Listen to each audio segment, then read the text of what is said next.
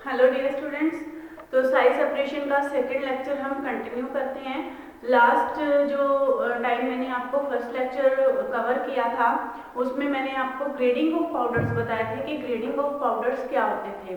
Grading of powders में हमने course powder, fine powder, moderately course powder, moderately fine powder, very fine powder, micro fine और super fine powder, इन सब की मैंने आपको डेफिनेशंस करवाई थी कि दो दो सीव्स को लिंक करके जैसे जो कोर्स पाउडर है उसमें 100% पार्टिकल जो है 10 नंबर के सीव से पास हो जाने चाहिए और not more than 40% they should pass from the सीव number 44। तो उसी के बेस पे आपने कोर्स पाउडर से लेके सुपर फाइन पाउडर तक के सारे उसमें डेफिनेशंस कवर की थी। उसमें अगर आपके पास कोई भी सिंगल डेफिनेशन भी आ सकती है या पूरी की पूरी ग्रेडिंग ऑफ पाउडर के ऊपर भी पूरा फुल नोट आ जाता है।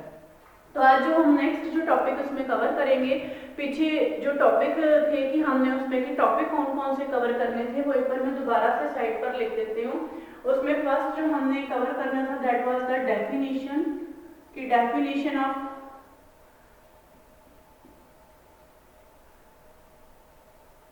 साइज सेपरेशन, कि साइज सेपरेशन क्या था। उसके बाद हमने करना था ग्रेडिंग ऑफ पाउडर्स,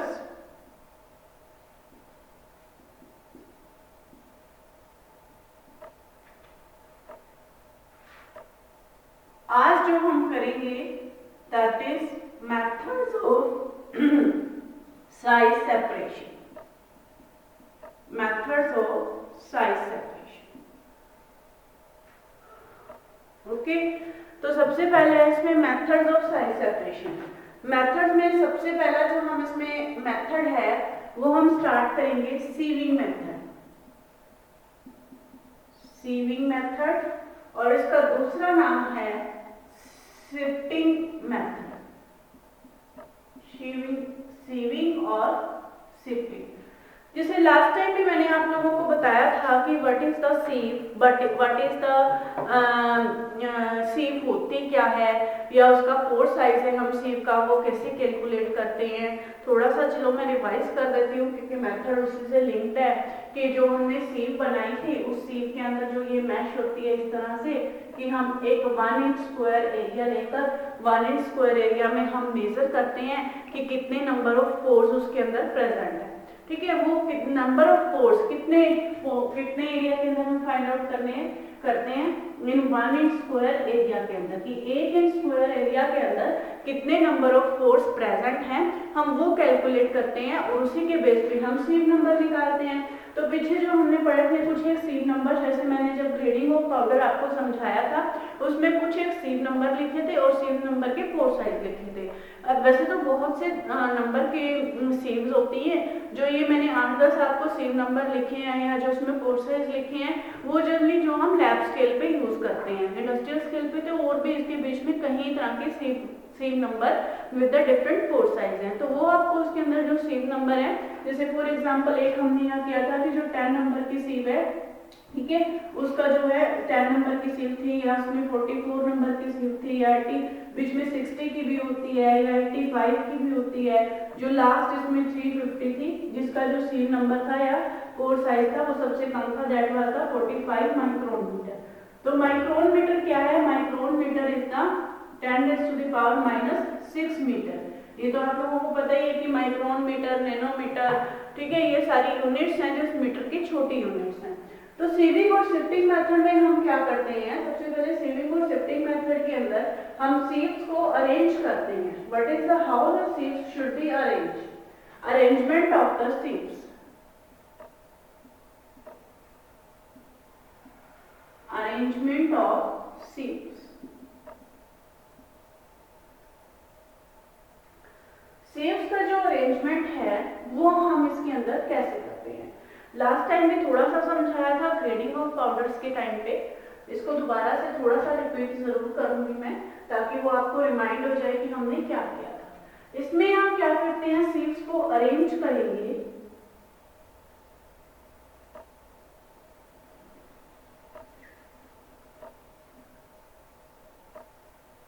जैसे सपोज सबसे ऊपर हम लेंगे बड़े कोर साइज की सीव, जैसे सपोज ये मैंने ली 8 नंबर की, उसके नीचे एक के ऊपर एक हम सीव्स को अरेंज करेंगे। 10, 44, 60, 85, 100, 120,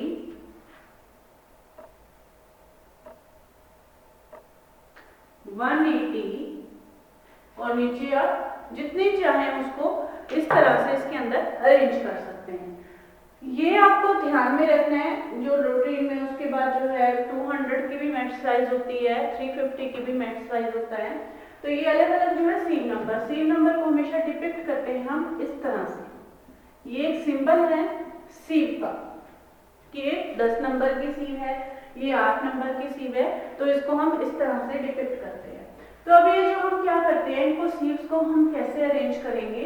sieves should be arranged either the ascending order, either in ascending order from upper side to lower side in case of sieve number, in case of sieve number, or descending order from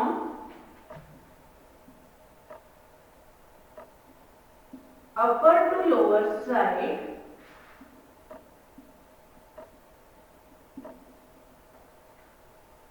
in case of four sides। ये चीज ध्यान में रखने वाली है। इसमें ascending order किसका? सीव number का। कहां से? अपर साइड से लोअर साइड पे। यहाँ देखिए 8, 10, 44 नीचे नीचे जैसे हम जा रहे हैं सीव नंबर बढ़ रहा है, सीव number is increasing.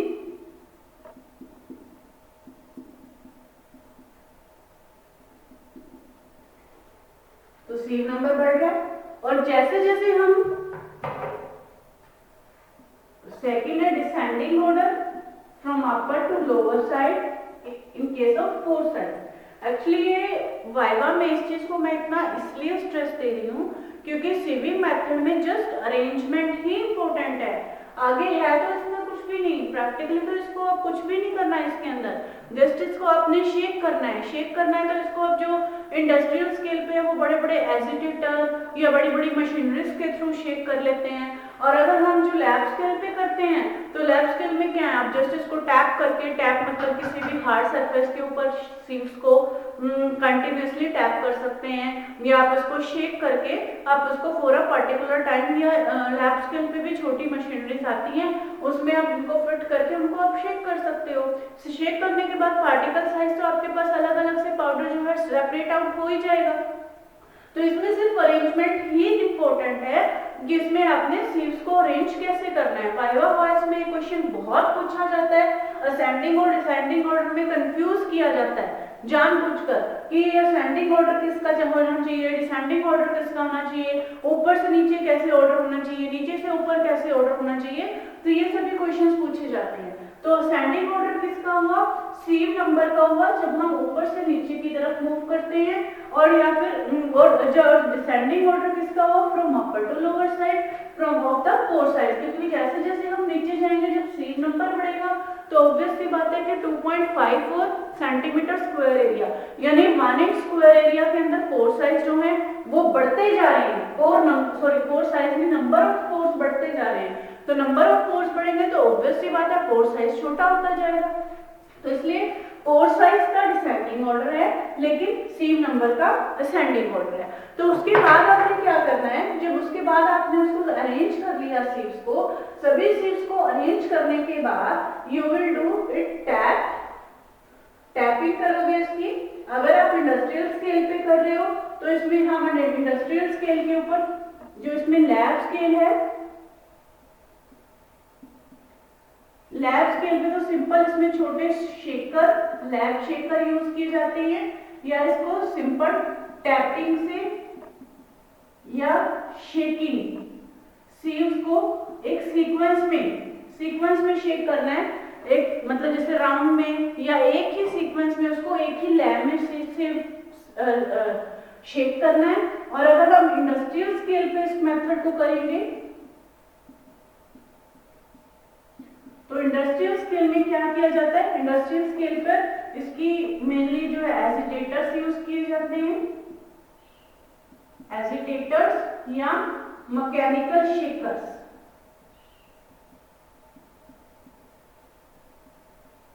Mechanical shakers इसमें यूज किए जाते हैं।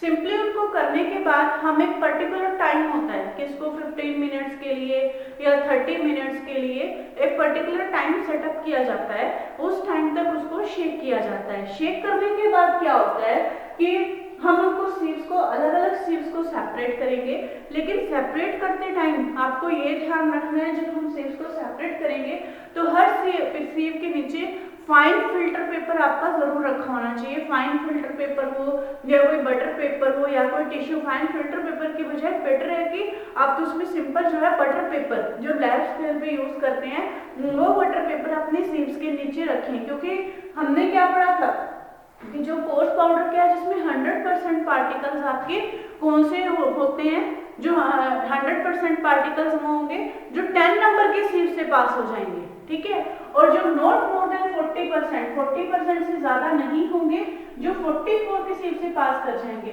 अब जब 10 नंबर की सीव को आप निकाल के एक जगह से दूसरी जगह शिफ्ट करोगे तो उसमें जो पार्टिकल्स है कुछ जो नीचे पास होंगे तो उसमें क्या होगा कि उसमें आपका जो पाउडर है वो वेस्ट चला जाएगा। जो आप उसमें पूरी क्वांटिटेटिव एनालिसिस करना चाहते हो तो उसमें एरर आ जाएगी।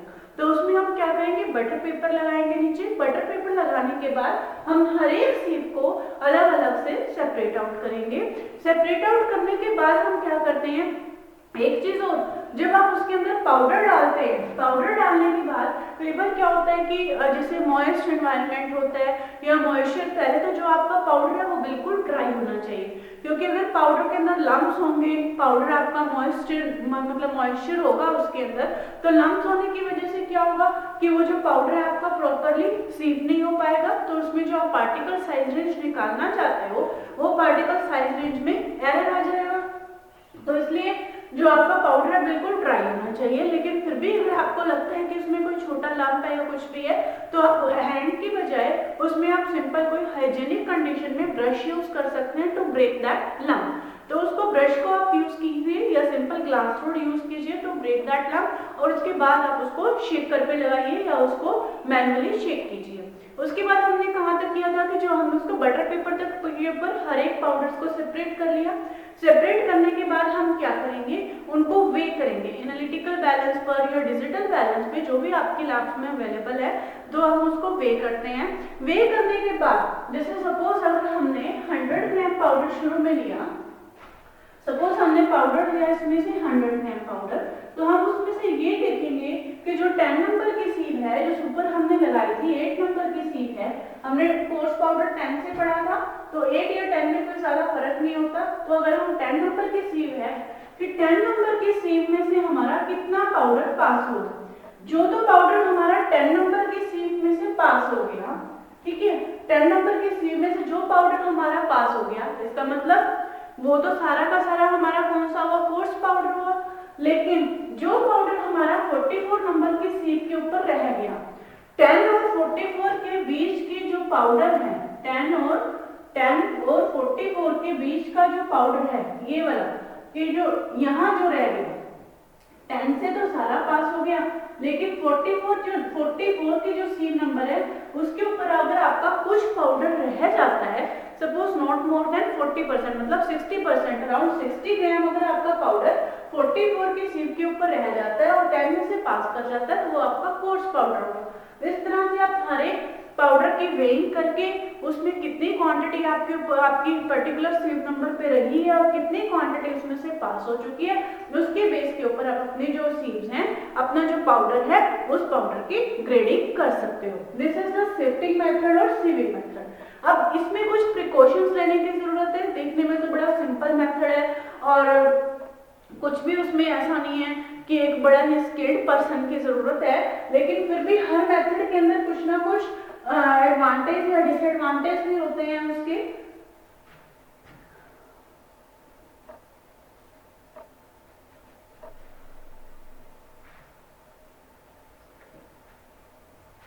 नाउ व्हाट आर द, सबसे पहले तो प्रिकॉशंस क्या लेनी चाहिए, what are the precautions which should be carry on. Precautions, सबसे पहले फर्स्ट प्रिकॉशन तो ये है कि powder should be dry, powder should B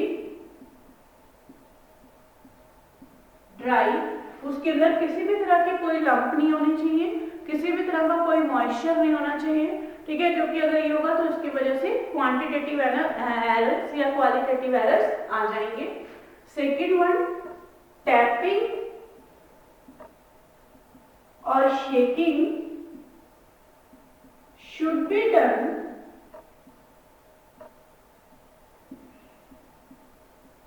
should be done for fixed time। जो टैपिंग या जो शेकिंग करते हैं हम, वो टैपिंग और शेकिंग जो है वो एक फिक्स टाइम के लिए होनी चाहिए, वो हमारी एक फिक्स टाइम के लिए होनी चाहिए। ऐसा क्यों होना चाहिए फिक्स टाइम के लिए, क्योंकि सपोज मैंने 100 ग्राम पाउडर लेके उसको अगर 15 या 20 मिनट के लिए, ऐसा नहीं है कि मैं अपनी मर्जी से उसको शेक करूंगी, ऐसा नहीं है, इनके लिए जो सीविंग है या शिफ्टिंग है, इनके जो मेथड्स हैं, वो मेथड्स के जो स्टैंडर्डाइजेशन है कि किस पाउडर को आपने कितने टाइम के लिए शेक करना है, वो भी आपके फार्माकोपिया के अंदर दिए हुए हैं। आपको ध्यान हो, मैंने आपको एक इसमें सेकंड टॉपिक पढ़ाया था फार्मास्यूटिक्स में, इंडियन फार्माकोपिया। तो इंडियन फार्माकोपिया आपकी एक स्टैंडर्ड बुक है जिसके अंदर जो भी आप लैब स्केल पे मेथड्स यूज करते हो, चाहे वो एक्सट्रैक्शन का करोगे, चाहे आपने पीछे साइज रिडक्शन के दिए थे, या चाहे आप जो इसमें साइज सेपरेशन में कर रहे हो, तो उसके अंदर मेथड्स की आपको टाइमिंग्स, मेथड के आपको स्टैंडर्ड, क्योंकि अदरवाइज मैं यहाँ कर रही हूँ एक इंडस्ट्री में 30 मिनट्स के लिए, दूसरी इंडस्ट्री में एंबैक्सी में उसको कर दिया 40 मिनट्स के लिए, या जो और जो इंडस्ट्रीज है उसमें इसको कर दिया 45 मिनट के लिए। तो हर जगह आखिर प्रेशराइज्ड प्रेशर होने की वजह से जब हम प्रेशराइज्ड प्रेशर के अंदर किसी भी चीज को शेक करेंगे तो पार्टिकल्स आपस में एक दूसरे से कोलिजन करने के कारण पार्टिकल साइज रिड्यूस भी तो होगा। रिड्यूस होने की वजह से क्वालिटेटिव और क्वांटिटेटिव दोनों एनालिसिस में एरर आएंगे।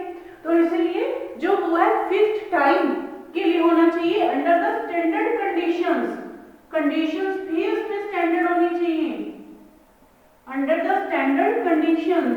कंडीशंस का क्या मतलब है, जैसे लैब स्केल पे तो जस्ट हम आपको ये सिखाते हैं कि आपने ग्रेडिंग कैसे करनी है, लेकिन इंडस्ट्रियल स्केल में स्टैंडर्ड कंडीशन, वहाँ रूम का टेम्परेचर भी मेंटेन होगा, वहाँ प्रेशर भी मेंटेन होगा, वहाँ पे इवन हेजिटेटिंग टाइम भी मेंटेन होगा, वहाँ पे इवन हेजिटेटिंग स्पीड भी मेंटेन होगी कि कितनी स्पीड के ऊपर आपने सिप्स को शेक करना है। सभी उसमें पर्टिकुलर स्टैंडर्ड्स मेंटेन करने के बाद वहाँ पे सेविंग होनी चाहिए। थर्ड जो है इसमें powder should be dry, tapping और shaking should be done for a fix time under the standard conditions. और जो वेइंग है, वेइंग के टाइम पे आपका पूरा उसमें weighing should be done carefully.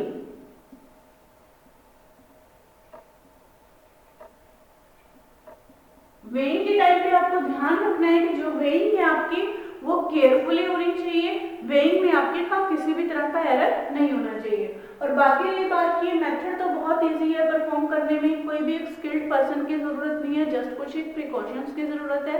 इसको हम किसी भी ड्राई पाउडर के लिए, किसी भी हर्बल ड्रग के लिए जिसको हमने क्रश किया हुआ है, चाहे वो लीव्स की फॉर्म में है, चाहे वो रूट्स की फॉर्म में है, या चाहे वो सीड्स की फॉर्म में है, या कोई भी जैसे केमिकली कोई पाउडर अगर हमने सपोज सेव करके उसकी ग्रेडिंग करनी है, कोई भी जैसे सपोज पीसीएम है, पैरासीटामोल के जो सॉल्ट्स हैं, या जो भी सपोज क्रोसिन के जो सॉल्ट्स हैं, या जो ब्रोफिन के एस्पिरिन है, एस्पिरिन पाउडर की आपने ग्रेडिंग कर दी है, तो आप किसी भी जैसे टैबलेट के लिए अलग से हर एक जो फार्मास्यूटिकल डोसेज फॉर्म है उसकी जो ग्रेडिंग है आप इजिली सीविंग मेथड से कर सकते हो। जैसे जो ऑइंटमेंट है उनमें बहुत ही फाइन, वेरी फाइन भी नहीं हम कह सकते, माइक्रो फाइन पार्टिकल्स होते हैं। जो सस्पेंशन है, सस्पेंशन के पार्टिकल्स थोड़े बड़े होते हैं। इमल्शन के अंदर ऑयल ड्रॉपलेट्स होती हैं। तो हर चीज के अंदर जो फार्मास्यूटिकल डोसेज फॉर्म है, पार्टिकल साइज एक बहुत इंपॉर्टेंट रोल प्ले करता है। तभी हमने उसका साइज रिडक्शन भी किया था और तभी हम साइज सेपरेशन भी कर रहे हैं। क्योंकि अगर सपोज यही छोटा सा एग्जांपल मैंने आपको पीछे भी दिया था कि अगर ऑइंटमेंट्स हैं या क्रीम्स हैं, अगर उनके अंदर ग्रिटी पार्टिकल्स होंगे, ग्रिटी का मतलब कि आपको टच करने पे ये महसूस होगा कि उसमें पार्टिकल्स आपको महसूस हो रहे हैं जब आप उसको स्किन के ऊपर रब करोगे, क्योंकि ऑइंटमेंट्स हैं, क्रीम्स हैं, वो तो एक्सटर्नली अप्लाई होती हैं। अगर आप उसको रब करते हो, या सपोज आई ऑइंटमेंट्स है, आई ऑइंटमेंट्स को अगर आप आंखों में डालते हो तो उसके कारण क्या होगा, पार्टिकल्स है तो वो इरिटेशन करेंगे, स्किन पे भी इरिटेशन करेंगे, आइज में भी इरिटेशन करेंगे, और हो सकता है कि आपकी जो आइज की कॉर्निया है या आपकी जो प्यूपिल है उसको डैमेज भी कर दें। तो हर चीज जो पार्टिकल साइज है, बहुत से फैक्टर है वैसे तो, लेकिन इसमें जो हम मेनली साइज सेपरेशन इसमें डिस्कस कर रहे हैं, तो साइज सेपरेशन का बहुत ही बड़ा इंपॉर्टेंट रोल है फार्मास्यूटिकल डोसेज फॉर्म को इफेक्टिव बनाने में। तो this was the sieving method और शिफ्टिंग मेथड। देखने में बड़ा छोटा सा लग रहा था, लेकिन सीविंग और शिफ्टिंग मेथड अगर आपके पास आ जाता है तो उसमें आपको सबसे पहले ये डिस्क्राइब करना है, डिपेंड करता है कि वो आपके पास कितने मार्क्स का आता है। ये सब चीजें मैं आपको हर चैप्टर में या हर टॉपिक में इसलिए डिस्कस कर रही हूँ कि कितने मार्क्स का आएगा या कैसे, क्योंकि पीछे जो हम क्वेश्चंस देखते हैं वो हर बार डिफरेंट पैटर्न में भी कई बार आ जाते हैं। तो इसमें जैसे जो आपका सपोज एग्जाम भी होगा तो उसमें भी कोई भी क्वेश्चन कहीं से आ सकता है। तो अगर सपोज आपसे सीविंग या शिफ्टिंग मेथड कोई बड़े क्वेश्चंस के अंदर पूछा गया तो उसमें आप पहले अपना सीव नंबर डिस्क्राइब कीजिए कि सीव नंबर क्या होता है। सीव नंबर के बेस पे आप डिफरेंट नंबर की सीव्स डिस्क्राइब कीजिए, उसमें आप डिफरेंट नंबर के पोर साइज का एक चार्ट बना सकते हो। कुछ एक पोर साइज तो मैंने आपके यहाँ लिखे हैं, जरूरी नहीं है कि सारे के सारे पोर साइज आपको पता होना चाहिए। 5 से 10 जो सीव्स हैं जो रूटीन में लैब स्केल पे यूज की जाती हैं उनके पोर साइज एटलीस्ट आपको पता होने चाहिए। वाइवा वॉइस में भी वो पूछे जाते हैं और आपकी बुक में पूरा फुल चार्ट दिया हुआ है इसका। तो पोर साइज के साथ आपको सीव नंबर को डिस्क्राइब कीजिए, उसके बाद आप सीविंग मेथड को डिस्क्राइब कीजिए कि उसमें सेकंड हेडिंग बना के कि what how you will arrange the sieve in the sieving और the shifting method, then what how you will shake on the industrial scale और on the lab scale, then what precaution should be considered during the sieving और shifting method and what are the main advantage and where it can be used during the pharmaceutical dosage form. And starting में लेकिन आप उसमें ये लिख सकते हो कि सीविंग और शिफ्टिंग मेथड में कि जो साइज सेपरेशन की हमें जरूरत क्या है, what is the importance of size separation in the pharmaceutical dosage form. Okay, thanks again. तब तक आप ये सीविंग और शिफ्टिंग मेथड अच्छे से पढ़िए, तो नेक्स्ट लेक्चर में नेक्स्ट मेथड हम कंटिन्यू करेंगे।